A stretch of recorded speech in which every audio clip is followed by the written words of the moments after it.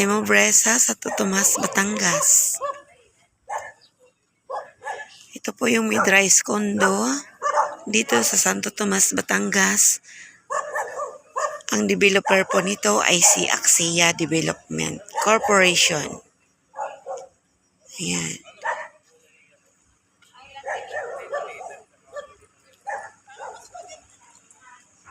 Ayan, mid-rise condo siya dahil 3 units lang po per building. So, yan. 1, 2, 3. Ganun din sa kabila. 1, 2, 3. So, yan. Sa mga balak na mag-invest dito,